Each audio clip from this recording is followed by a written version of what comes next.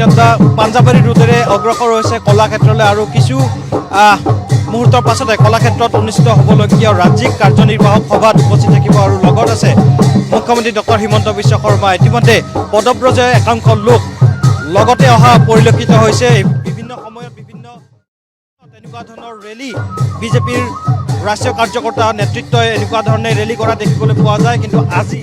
দুদিনীয়া কাৰ্যসূচীৰে গুৱাহাটী মহানগৰীত যিহেতু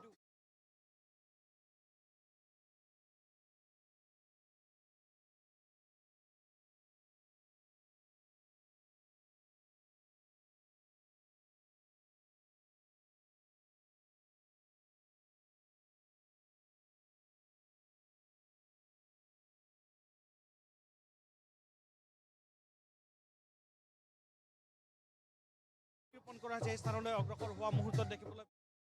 জেপি নাড্ডাৰ লগত আছে মুখ্যমন্ত্ৰী ডক্টৰ হিমন্ত বিশ্ব শৰ্মা আৰু এই মুহূৰ্তত দেখিবলৈ পোৱা গৈছে লোকে লোকাৰণ্য হৈ পৰিছে পাঞ্জাবাৰী বতাগুলি ৰোড আৰু বিভিন্ন সাংস্কৃতিক অনুষ্ঠানৰ মাজেৰে বিভিন্নজনৰ হৰ্ষোল্লাসৰ মাজেৰে অগ্ৰসৰ হৈছে জেপি নাড্ডা অহা বাহন। লগতে আছে মুখ্যমন্ত্ৰী ডক্টৰ হিমন্ত বিশ্ব শৰ্মা। খানাপাৰাৰ পৰা এঘণ্টা পূৰ্বে উলিওৱা এই বিশাল ৰেলী এঘণ্টা সময় ধৰি গুৱাহাটীৰ ৰাজপথেৰে আহি পাঞ্জাবাৰী ৰোডেৰে কলাক্ষেত্ৰত উপস্থিত হোৱাৰ সময়ছোৱাত ইয়াত দেখিবলৈ পোৱা গৈছে হৰ্ষোল্লাস। ইয়াত দেখিবলৈ পোৱা গৈছে দলীয় কৰ্মকৰ্তা লগতে উপস্থিত থকা জনগণে হৰ্ষোল্লাস কৰা মুহূৰ্তৰ এয়া দৃশ্য আমি দেখুৱাইছোঁ।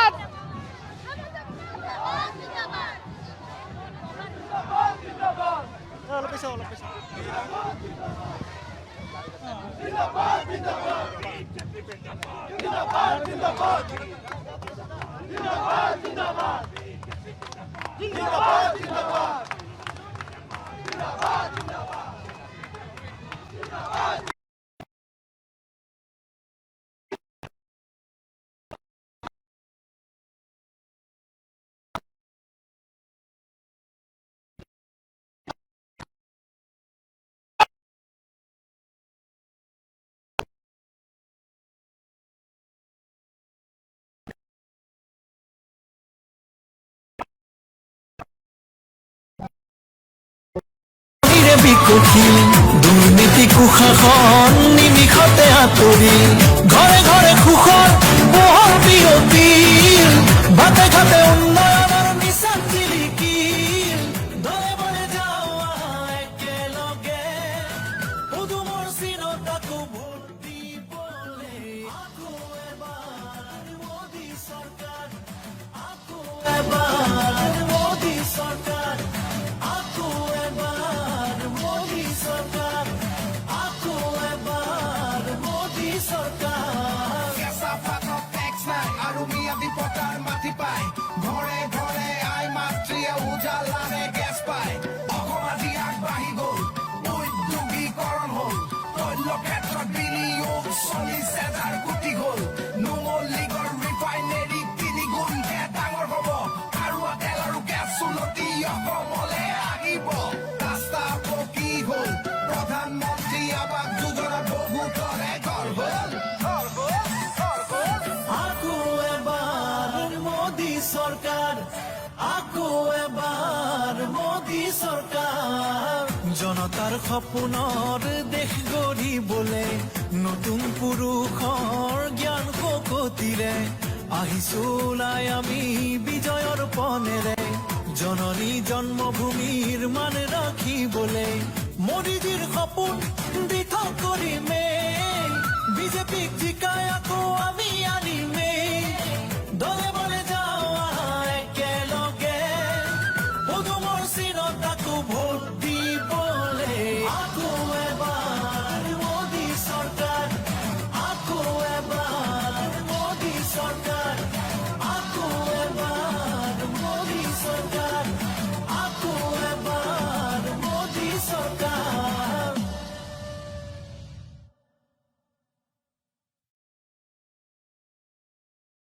আকৌ এবাৰ মোদী চৰকাৰ আকৌ এবাৰ মোদী চৰকাৰ আকৌ এবাৰ মোদী চৰকাৰ আকৌ এবাৰ মোদী চৰকাৰ ৰূপহী আমাৰ অসম ভাৰতীয়াৰ সোণৰ অসম গঢ়িবলে আমি এখন প্ৰগতিশীল সোণৰ অসম দলে বলে যাওঁ একেলগে পদুমৰ চিৰতাকো ভোট দিবলে আকৌ এবাৰ মোদী চৰকাৰ আকৌ এবাৰ মোদী চৰকাৰ আকৌ এবাৰ মোদী চৰকাৰ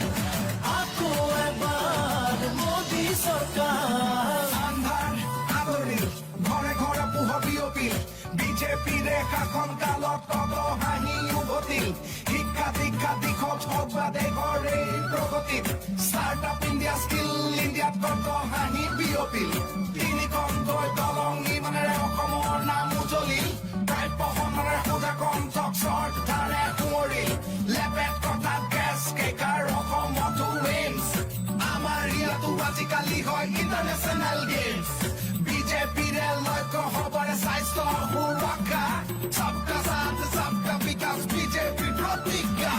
আকৌ এবাৰ মোদী চৰকাৰ আকৌ এবাৰ মোদী চৰকাৰ লুইতাৰু বৰাকৰ দুয়ো পাৰো জ্বলিল পাহাৰে ভৈয়ামে পদুমৰ ফুল ফুলিল ৰাইজ আৰু প্ৰকৃতি আঁচনিৰে বিকশিল দুৰ্নীতি কুশাসন নিমিষতে আঁতৰি ঘৰে ঘৰে সুখৰ পোহৰ বিয়পিল বাটে ঘাটে উন্নয়নৰ নিচান জিলিকিল দলে বলে যাওঁ একেলগে পদুমৰ চিৰতাকো ভোট দিবলে আকৌ এবাৰ মোদী চৰকাৰ আকৌ এবাৰ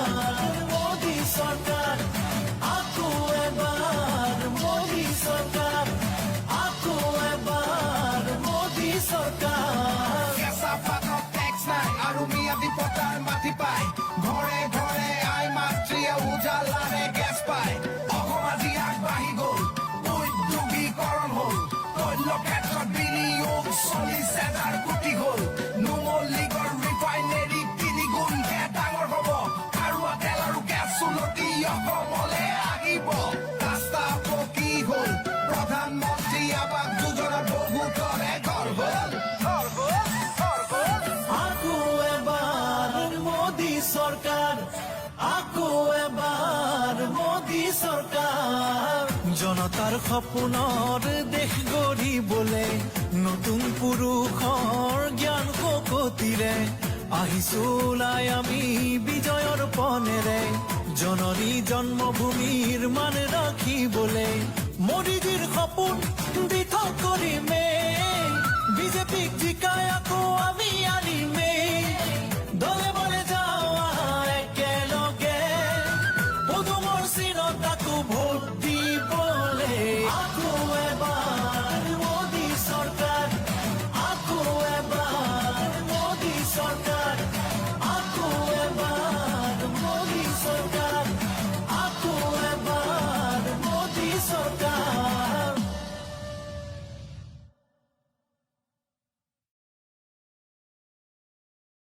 আকৌ এবাৰ মোদী চৰকাৰ আকৌ এবাৰ মোদী চৰকাৰ আকৌ এবাৰ মোদী চৰকাৰ আকৌ এবাৰ মোদী চৰকাৰ ৰূপহী আমাৰ অসম ভাৰতীয়াৰ সোণৰ অসম গঢ়িবলে আমি এখন প্ৰগতিশীল দলে